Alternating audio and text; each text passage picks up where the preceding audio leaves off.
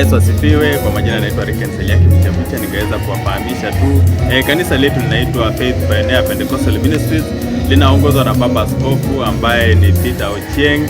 Iwapo uko mbali na unaweza taka kumfikia kwa ajili ya kuweza kuwasiliana naye, uweze kupata maombi, na namba yake ya simu ni 0722785234. Nambari yake ya simu ni 0722785234. Unaweza mfikia Baba Askofu kupitia katika hiyo namba, na iwapo unataka kulipa matoleo yako, unaweza weka kwa account ambayo ni business number 400-200, account number ni 883505, account number ikiwa 883505. Asanteni sana na muweze kubarikiwa. Jinsi Mungu ametendea, ametuhifadhi kwa huruma zake, ameweza kutulinda wakati wa sasa tukutana kwa kukutana ili tumwabudu, mtukuze, na ibada pekee ikiwa ndani yetu inakuwa furaha kwa Mwenyezi Mungu. Kwa hiyo chukua dakika moja uweke ibada ya Kristo na moyo wako ili kwa furaha kwa Mwenyezi Mungu. Asante.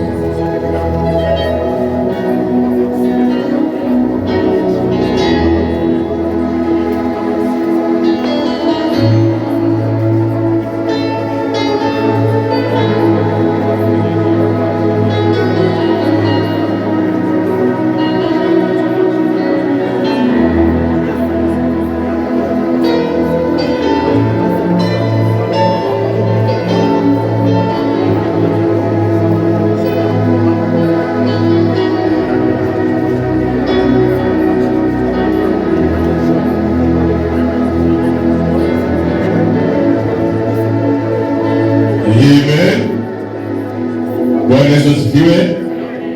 Omba neema Bwana Yesu, neema ikujaze. Ombi lako la leo, nipe neema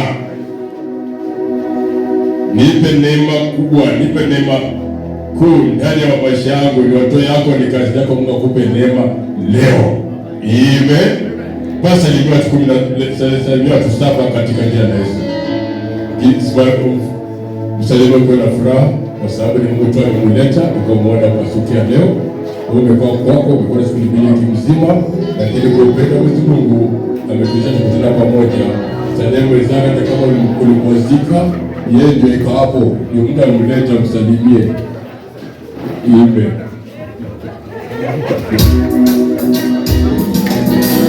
Yeye ndio Mungu ameleta leo, msalimie. Wakati wa wiki mlipongana kama na jamii yako, mwambie msamehe, usalimie mwenzako na furaha, na roho ya furaha, na roho ya amani, na roho ya upendo.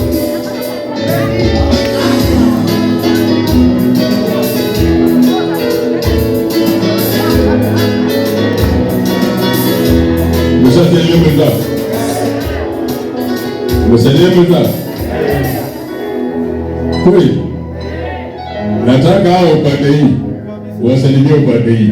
Haya, twende. Jina la Yesu tutobea, jina la Yesu tutobea. Baada hiyo, sasa wewe karibu na Yesu. Wewe unajua utabarikiwa sana. Leo utajuliwa. Unajua usalimia yake, leo usalimia. Leo utabarikiwa sana.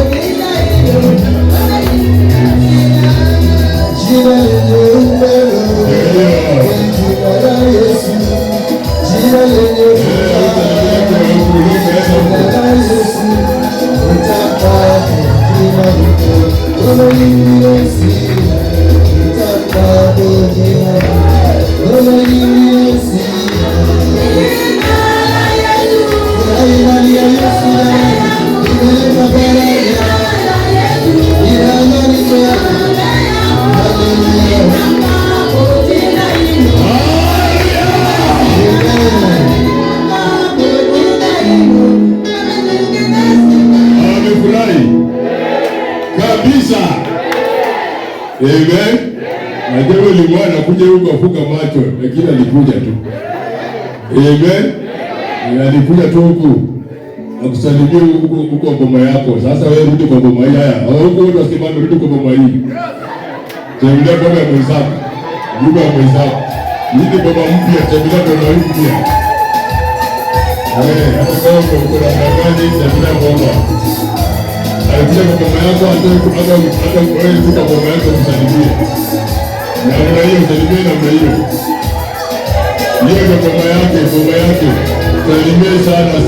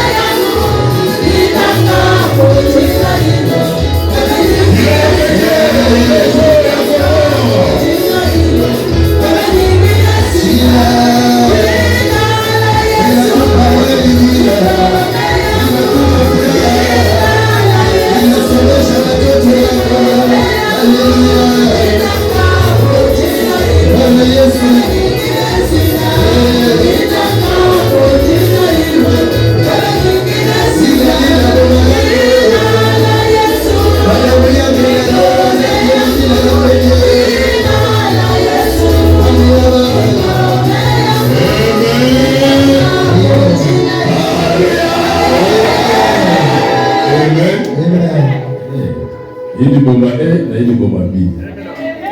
Anakusalimia huko, wewe urudi kwako msalimie. Umeona? Umefurahi? Maana yake nini? Ule mtu ameleta hapa na ule ameleta huko mkweli upe. Kama siko kumleta ungemuona. Ungemuona? Ungejua karanga. Wewe karanga wale vile bomba ile wote wanakupenda na wewe pia wapende. Na pia si kweli? Hao usiangalie wala pale unapenda fulani, wewe kichwa chako chini enda namna gani? Tutaomba tuombe vitu vitoke hiyo. Upende wenzako. Amen. Ili wapende hao. Tukifanya kile vile kitu pamoja. Sasa wanafurahia sana, wanapendana sana. Wao ndio kwa mlango hii. Wakae kwa ile yule anaitaka si wapi.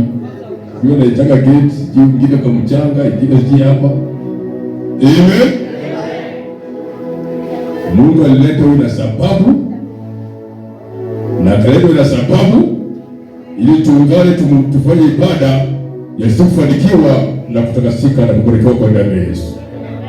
Bila damu ya Yesu kunyunyiza msalabani, atufufuliwa, atuko na mwingine yote ndani yetu. Lakini kwa sababu ya damu, jina la Yesu limeleta uzima, limeleta kipaji, limeleta nguvu, limeleta neema kwa maisha yetu ambayo tungekuwa navyo, lakini kwa ndaya kwa sababu ya jina la Yesu na kwa sababu ya damu ya Yesu. Kitomba leo peke yake utapenda mwenzako.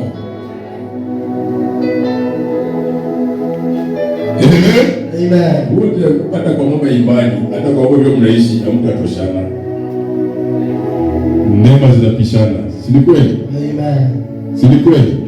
Kwa hivyo tupendane vile neema ya kila mmoja bila Mungu alimpa. Na tunaweza kuomba Mungu atujaza atuinua. Haleluya. Haleluya. Haleluya. Amen. Amen. Basi kwa nafasi kwa matendo yako dakika 10 iombe na watu yako anayerudi kwa muhula wa pili kwanza wiki ijayo. Naambia Mungu nakutoa sadaka langu, fungu langu, nadhiri bila madhabahu yako. Najiunganisha ni madhabahu na damu ya pekee, damu utakaza na kibali, damu ile komboa, damu ile okoa. Napenda kutoa, Mungu ukumbuke, unikumbuke. Na leo akupe neema kwa kazi yako, kwa biashara yako, kwa masomo yako, kwa ndoa yako, kwa maono yako, kwa mpango yako. Amen. Karibu na kwaya. Asante.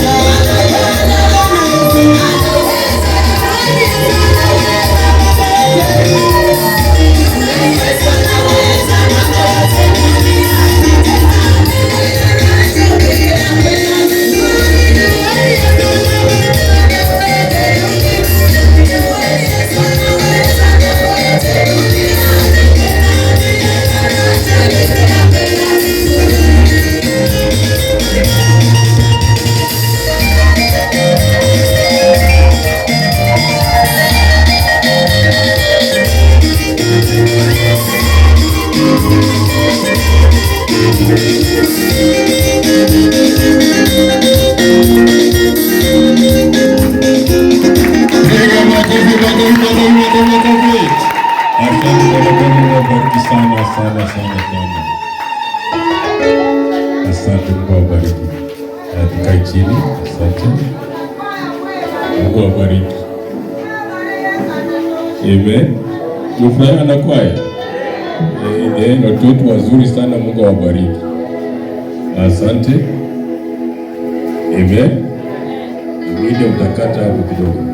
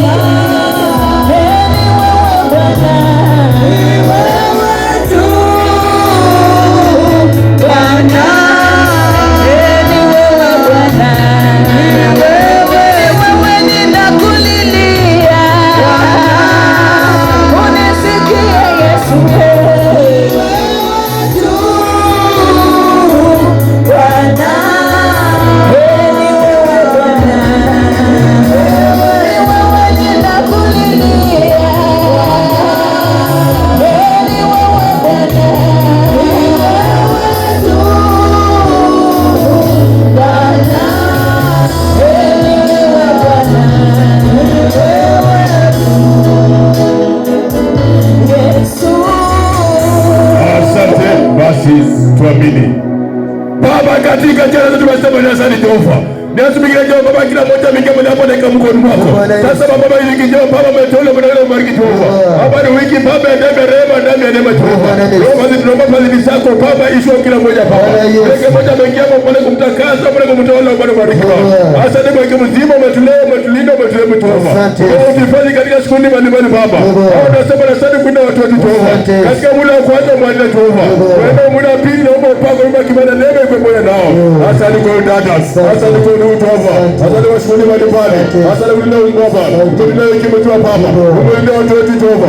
Umeenda kazi mikono yetu. Umeenda biashara yetu. Umeenda makao yetu. Baba tunasema asante Baba. Watu wapia leo Baba. Wamekuja mausikio. Usikane na leo Baba. Waache leo Baba. Wewe kupenya. Ndio ndio sawa. Wewe ndio sawa. Wewe ndio sawa. Akata ndio sawa. Kwa ndio sawa.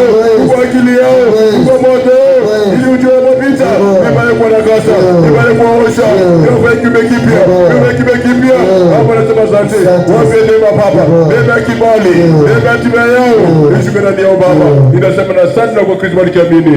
Amen. Yeremia 15:19-20.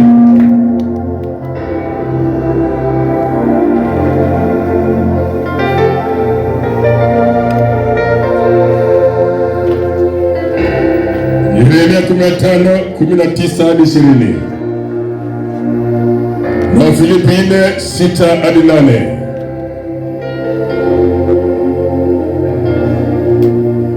Amini, amini. Moyo wako ni wa maana,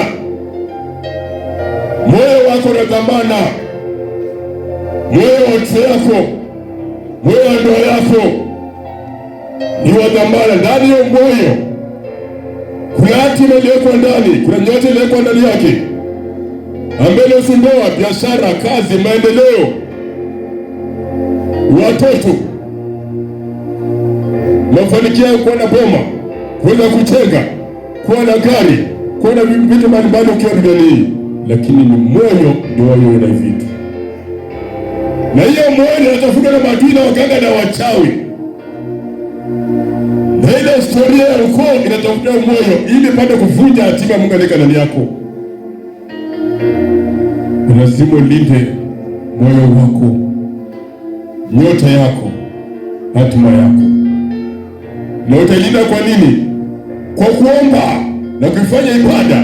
Kwa hiyo moyo, amen, utalinda nini? Nyota yako, hatima yako.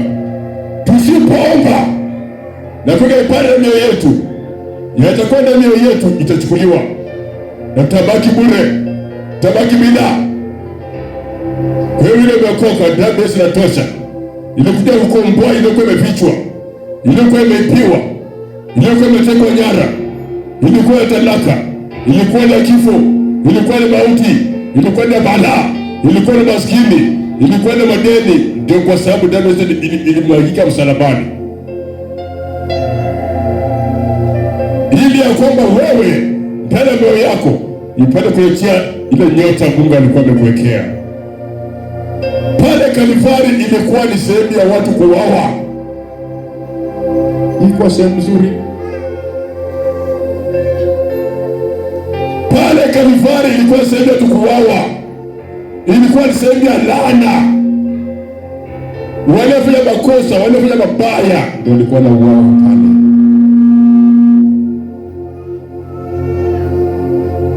Yesu anafanya kuwa laana. Hakuwa na makosa yote, jambo lote, ili apelekwe ile sehemu ya Kalvari, Golgotha, sehemu ya laana. Laana ilikuwa watu majambazi, watu walikuwa wabaya sana duniani, walikuwa nauliwa pale, wakarudishwa mahali pale, wakijua kwamba wamemaliza Yesu. Lakini sasa kama anafufuka kwake, baada ya siku 3 anafufuka.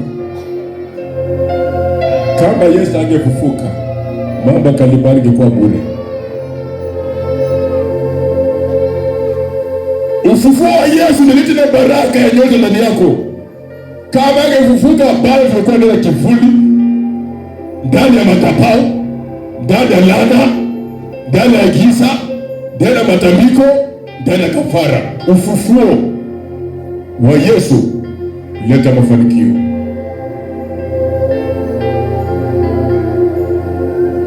Amen.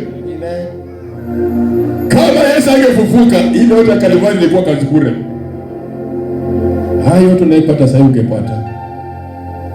Ilibidi apigane vita ya Kalvari, vita ya laana, ya wakanga, ya wachawi, ya familia, ya ukoo, ya udongo, ya madhabahu za gereza, ya madhabahu ya makaburi, ili wewe ukombolewe. Amen. Kwa hivyo kama umeokoka, shikilia na Mungu zaidi. Usikubali kurudi nyuma. Uko vita vikali kwa sababu ya nyota yako, nyota ndoa yako, nyota watu yako, nyota maisha yako. Kama binti, kama kijana, Mungu alikuwa nyota. Vile lekea Daudi nyota, ndio vile pia wewe nyota yako. Vile lekea Daudi nyota, hata uko na nyota yako. Vile lekea Yusufu kwa kijana nyota. Kina Esther nyota milikia. Kina Nehemia.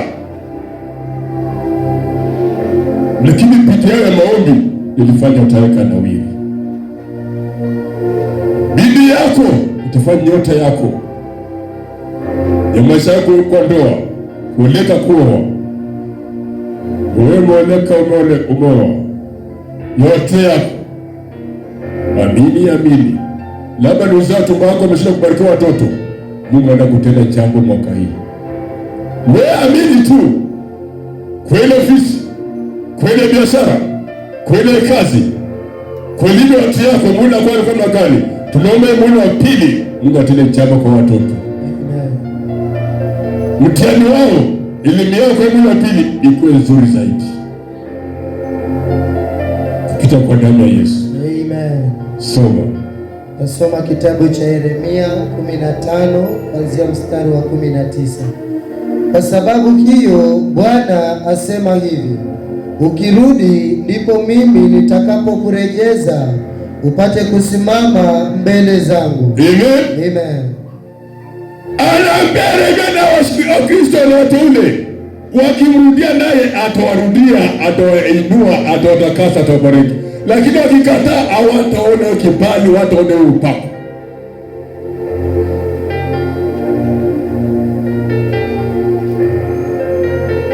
Amen. Unapomrudia ndiye anakurudisha, anakurejesha. Wewe urejeshi Mungu, kwenda kurejesha. Ule mwana mpotevu alipokula mali ameweka maliza yote, alikaa chini akafikiria nifanye nini? Ndani ya moyo wake alifikiria, baba yangu ana mali chungu mzima, ni maribu mali na hangaika kama nakula chakula nguruwe, nitarudi nyumbani kwa baba yangu. Alipoamua moyo wake kurudi nyumbani, neema ya kurudi nyumbani ikaingia ndani yake. Naomba hiyo neema ya urejesho kwa ile biashara, kwa ile kazi, kwa vigo vyako, kwa mwili wako, irejee leo. Alipoamua kwenda, baba yake alimwona kwa umbali, akamkimbilia. Unaporudia Mungu anakuona kwa umbali, anamkimbilia haraka sana, akutoe kwa shimo, akutoe kwa ajali, akutoe kwa kifo, akutoe kwa mauti, akutoe kwa balaa, akutoe kwa talaka, akutoe kwa vicheko, akutoe kwa aibu, kwa sababu Yesu ni wa amani. Amen. Amen. Soma. Ukirudi ndipo mimi nitakapokurejeza upate kusimama mbele zangu. Nawe ukitoa kilicho cha tamani katika kilicho kibovu, utakuwa kama kinywa changu. Ila tamani aliyeko ndani yake, anasema kuna kibovu kileko ndani, kibovu ya ukoo yao, kibovu ya familia yao, kibovu ya waganga, kibovu ya wachawi iliko ndani yao. Wakitoa hiyo tamani ichukue nafasi, watashinda. Labda kibovu iko ndani yao.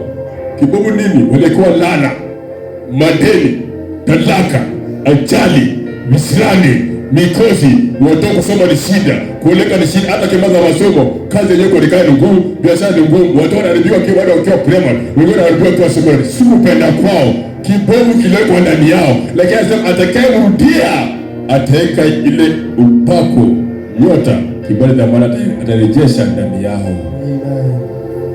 Naona kila wakati ukiomba, ombea watu yako.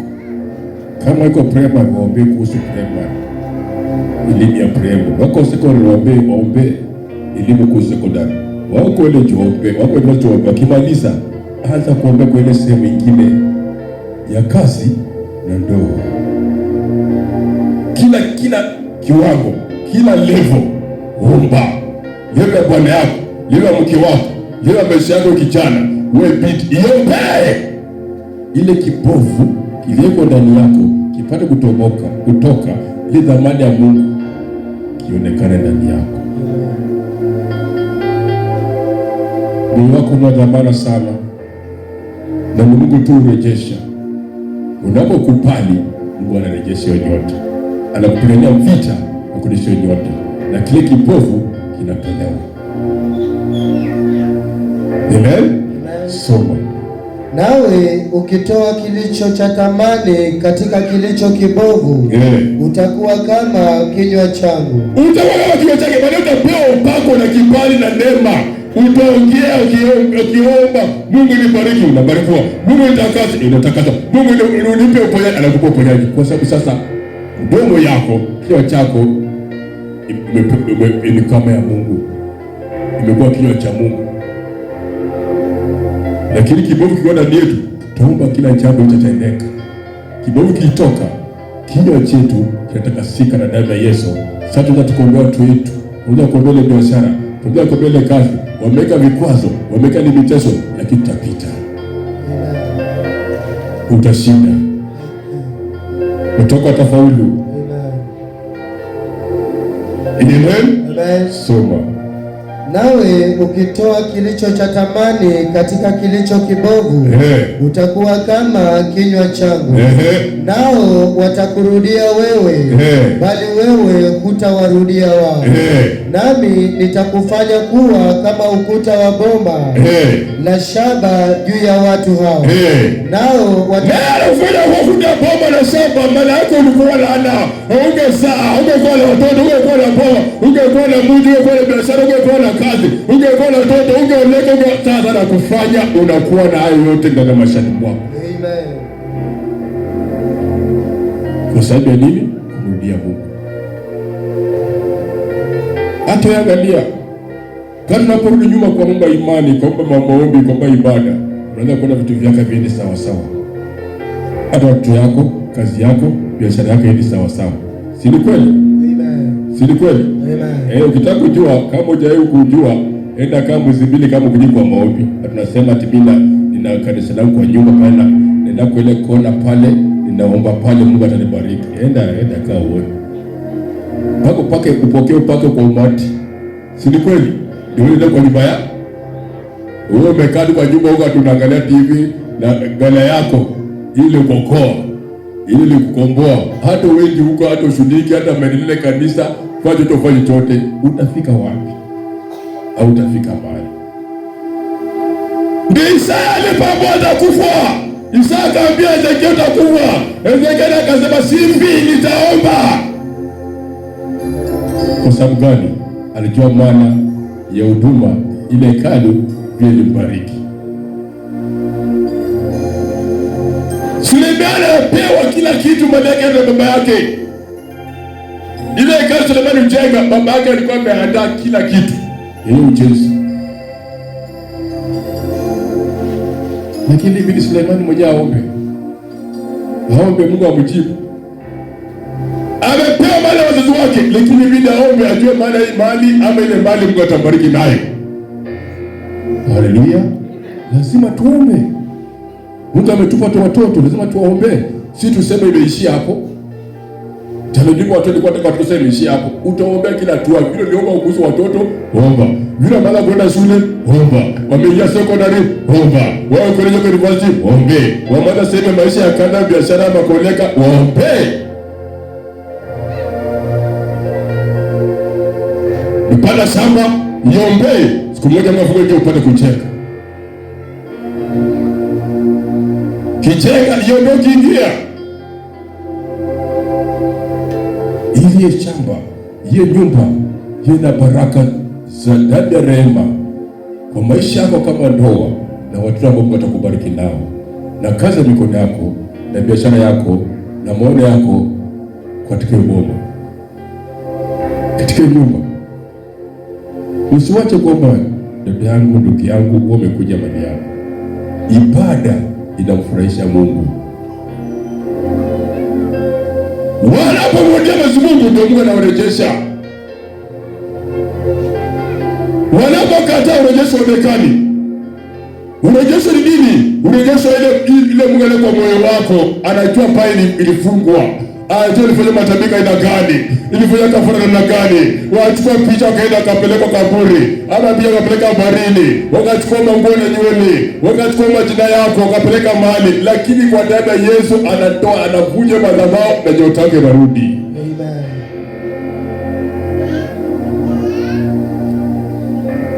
Amen. Amen. Soma. Nami nitakufanya kuwa kama ukuta wa boma la shaba juu ya watu hao. Ndio. Nao watapigana nawe lakini hawatakushinda. Ndio hiyo. Baada ya Mungu kumuinua, anawaambia kuna watu wabaya.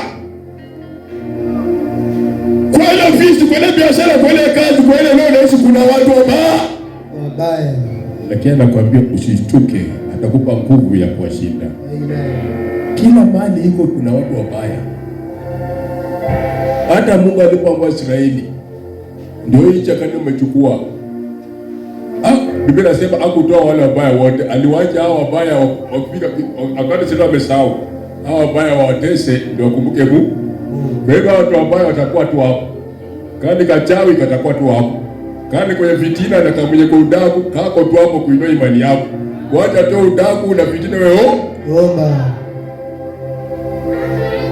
Wewe unataka ende wapi? Na ndio hapo kuinua imani yako. Kwenda kwa kazi, kwenda biashara, kwenda mtaa, kwenda nani, kwenda eneo. Ndio hapo. Hata mgeni mkati siku moja anaje kukutusi kwa mlango wako. Cheza na watu. Iko Mimi kanikile niko kwa nyumba pale na ubiri injili, watu wamejaa kwa nyumba na ubiri injili, na waanza kuombea watu. Mga toka tuko bwana jirani hapa kuja kwa nyumba yangu. Nasema kwa mlango. Natakaja watu. Na watu wamejaa.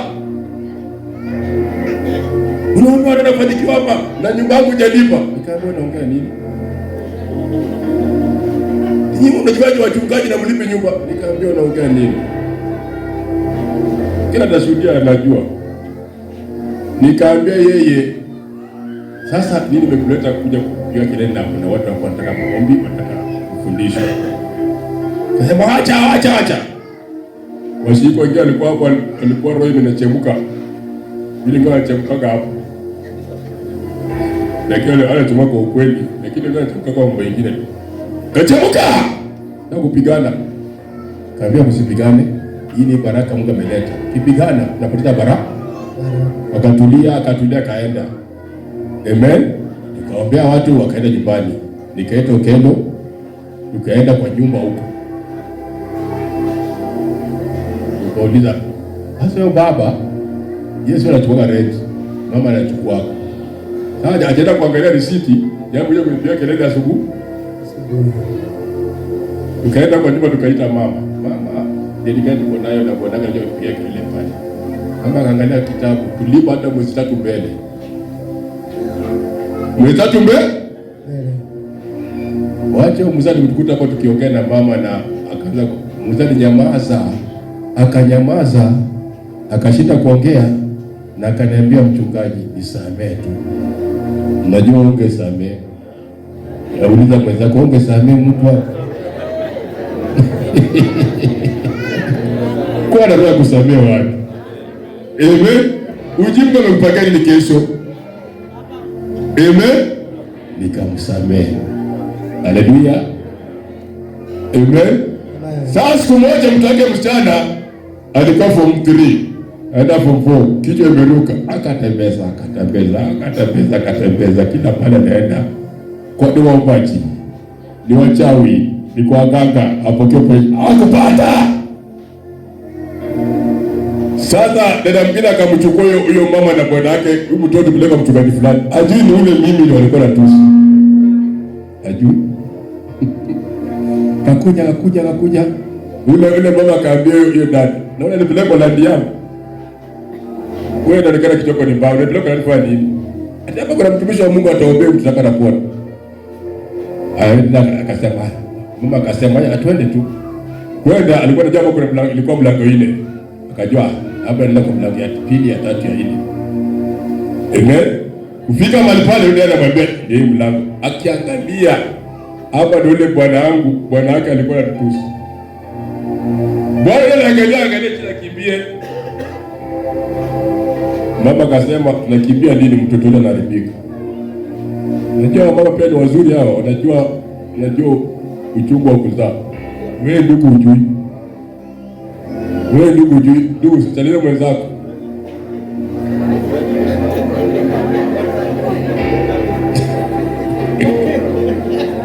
Amen. Hata kuna mama hapa wakaenda kuomba, wanaomba kufungua na wao wote. Hata watu wanafungua na wote, lakini wengine wanaangalia tuna maji. Ya juu chungu ile kwa roho yake na watu yake na bomba lake. Lakini mama ataamua kuomba. Lakini nashukuru kwa ndugu wako hapa wanaomba vizuri. Mungu awabariki. Amen. Uchungu ile kwa moyo kile mtu anapika ndoa yake, biashara yake, masomo yake ni uchungu. Lazima niombe mtoto afaulu. Akaingia mahali pale. Mtoto kwanza kuomba tu. Dakika tatu amesema kila kitu na mepona. Huyo msemi mama. Nikaambia Mungu akubariki sana. Nikaambia hiyo kazi ni ya Mungu, sifa ni kwa Kristo. Mwenyewe kazi ni Mungu. Haleluya. Mpaka sasa tunapendana. Unapeleka kwangu hapo. Amen. Usitukie mtu, usitukie mtu tukuka kusaidia. Haleluya. Haleluya. Haleluya. Sikila mwaka mbadilishe ndugu au dada, hiyo bid'a kabadilisha, anakapokea upako kwa ile ofisi, kwa ile biashara, kwa ile kazi, akasema mtu yako ama wewe. Usijue ukuta mtoto anatoka nani? Ndugu anatoka nani? Bongita. Ulikuwa unamwona tu hapa na mfuko yake.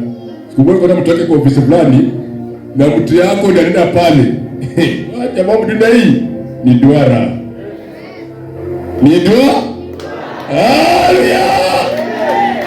Huyu ambaye alikuwa anaga hapa amekati hivi anakangaa hivi, hata kama unamwangalia hivi ndio Mungu anafukuza yeye, anakuwa msaada kwa wewe na watu wako. Piga makofi kwa Bwana Yesu. Unapoje kurudia Yesu Kristo, naye anakufanya miujiza mikubwa, yaani hata binadamu atashangaa. Kwa sababu Yesu Kristo. Amen.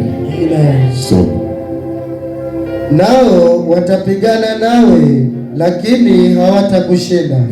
Maana mimi nipo pamoja nawe, ili nikuokoe na kukuponya. Ndio hiyo. Endelea. Nami nitakuokoa na mkono wa watu wabaya, nami nitakukomboa katika mkono wao wenye kutisha. Ndio hiyo. Kuna watu aina mbili ambao wanasoma maisha yako, watu yako, ndio yako, baba yako. Watu wabaya na wenye kutisha. Anaambia watu wenye roho ya kutisha, wenye roho mbaya, atakupa nguvu ya kuwapiga na kuwavuja na kuwatupilia mbali kwa sababu ya kurudia Mungu. Anakupa nguvu na kushinda watu wabaya na watu wenye kutisha. Kuna watu wenye kutisha na uchawi na uganga na mabaya na mikosi visirani. Si wako. Kwa sababu nyota yako inakaa kwa ile eneo. Nyota ndio yako. Nyota ndio ofisi. Nyota ndio biashara. Nyota watu yako pale bila masomo yanaendelea.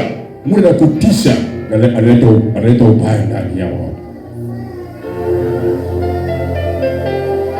Amen. Na lezo maroho ya kutisha na ubaya na watu wabaya lazima ishinde katika jina la Yesu. Amen. Kama ni familia, kama ni ukoo, kama ni madui, kama ni kwenye ofisi, kama ni kwenye boma, kama ni kwenye biashara, kama ni kwenye maisha yako, ishinde katika jina la Yesu. Wafilipi 4:6.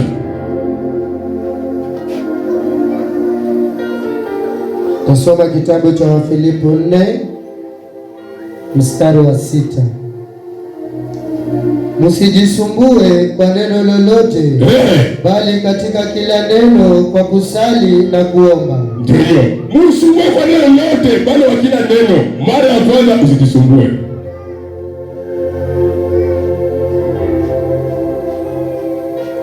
Mara pili hiyo neno ile kusumbua enda kwa maombi.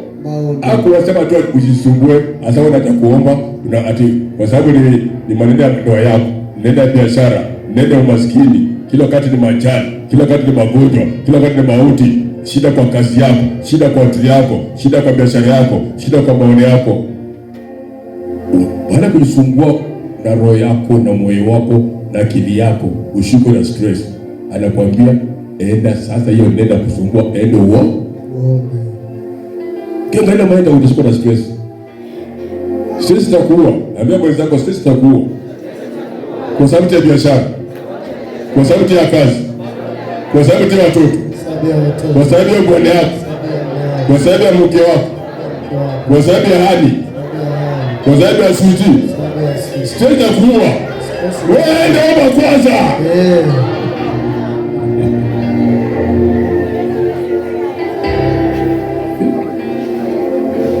Kuna dada yake ndio vijana kuna wajua. Ukishika na stress utakuta kwa wote. Sikudanganya. Kwa nikiwa tu hapo kwa wote, najua ni stress imeleta shida. Lakini sasa sisemi stress na mama, asante Mungu. Mungu kumbuka huyu dada, kumbuka huyu ndugu. Atoke hapo kwa hiyo. Haleluya! Amen. Imani na wasumbua kama ni biashara ni watoka masomo yao, ni kazi ya watoto, ni ndoa za watu yako, ni biashara yao. Omba. Hapana usiku na stress. Chukua stress bila kwa maombi. Chukua madhara bila kwa maombi. Chukua shida ya watoto bila kwa maombi. Shida ya mpenzi wako yeye usitia nia. Ukilala tu usiku na unashika tu picha ukiangalia. Hata mwingine leo usikiona na gani WhatsApp akiangalia mpenzi wake. Mwingine usikiona na chat. Nilaje mpenzi. Nilaje baby. Wacha muache, ndio stress iko. Wacha muache. Dada kuli, ndugu kuli, nini baya? Wacha tu. Nini? Stress ule dada ni muache. Stress ile ageo amemwacha. Stress alikuwa anataka apate pesa na toe mahari. Hata hiyo ni kazi maribika, hata toa mahari. Stress imejaa. Na dada anasema mahari lazima wewe. Wacha nikwambie, kuna ndugu hapa ana stress chungu mzima. Wengine stress watu yao kufanya kuoleka ama kuwa na kazi. Wengine stress watu yao kusoma ni shida.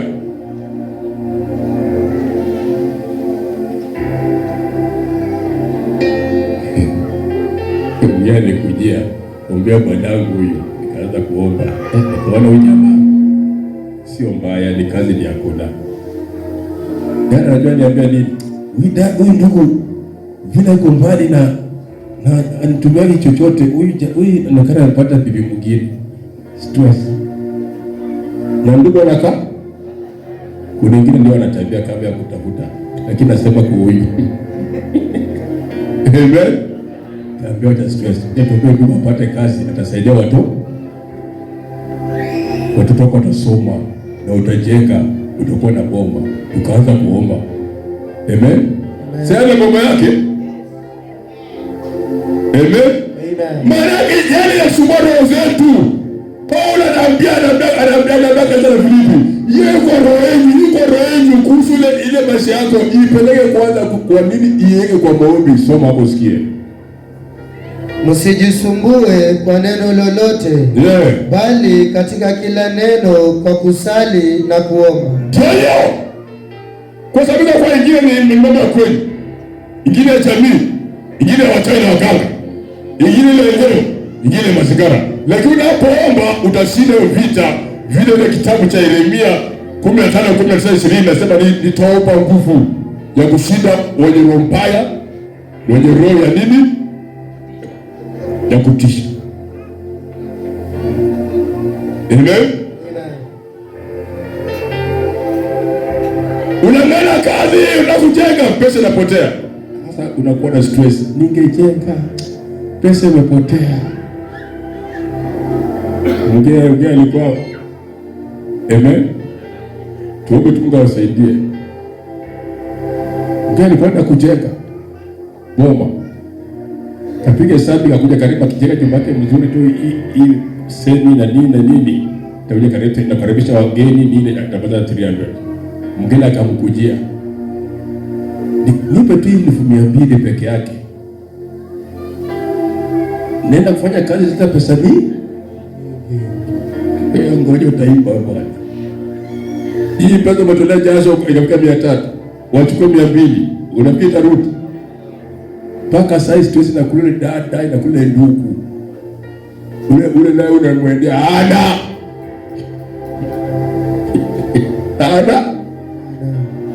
salia mwenzako, wacha stress.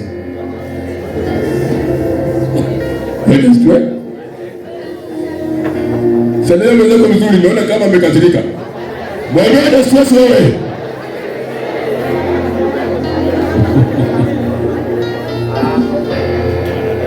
Hiyo sasa inaenda leo. Kama ile sitani mkata naomba leo anakurudia. Jina la Yesu. Na kama ni mbaya haende kabisa. Jina la Yesu. Mungu akupe mzuri. Nakona stress na kupo sio wako.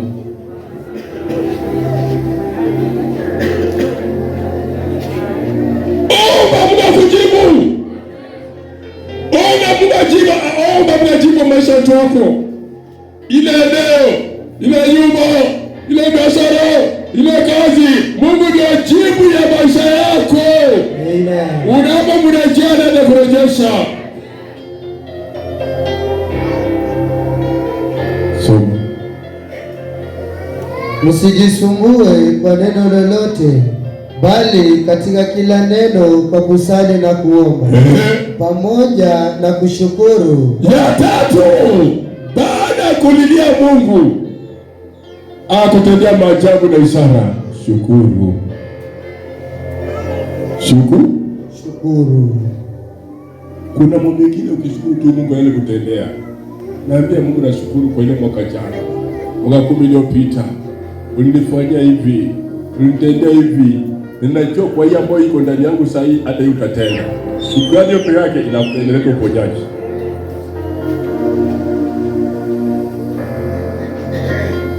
Amen. Amen. Kwa kuomba na kusali na kushukuru. Usiweke stress kwa sababu mwana jambo gani taki mbaya sasa hii inakusumbua roho. Wewe omba, aliyekutendea katule jana, leo na kesho na milele, Yesu ndio yuhai. Amen. Amen. Amen. Amen. Katenda. Baada ya kubomoa, kukemea na kukuja na kuungo ushindi wa Kristo ndani yako, ya mwisho bila la mwisho, shukuru. Paulo toka baada huko na Paulo naenda.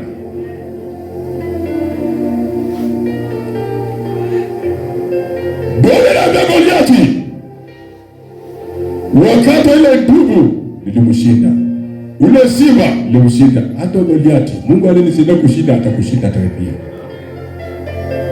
Na kasi sababu alimshukuru Mungu ile alimtendea nyumba. Wewe unashukuru ile Mungu alimtendea kwa nyumba? Wewe unashukuru kweli? Bwana ushukuru kwa watu yako, vile Mungu alimbariki watoto, ulikuwa na watoto. Alafu niwaambie Mungu, hata ile isumbua watu yangu, hata isumbua kazi yangu, najua Mungu utanitendea. Atatenda. Amen. Amen. Ni masomo, shukuru. Ni kazi, shukuru. Ni ndoa yako, shukuru. Mpata mpite mzuri, shukuru. Unapata mzuri na omba Mungu atende ishara. Hata ukimpata utaki kushukuru, akichukuliwa utashukuru. Sasa chukua utashukuru. Umola akishaenda utashukuru. Hata kunyamaza akishaenda utashukuru. Sikiwezi kanja. Amen. Amen. Kila kilichopata unapomfunya na kukemea, tunashukuru. Ndio shukrani ilete urejesho ule mtoto kwa ndoa yake, kwa biashara yake, kwa kazi yake. Haleluya. Haleluya. Haleluya. Amen. Baba katika jina la Yesu. Katika jina la Yesu. Katika jina la Yesu. Katika jina la Yesu. Kila roho mbaya ya watu wabaya. Kwa jina la Yesu. Katika jina la Yesu. Katika jina la Yesu. Katika jina la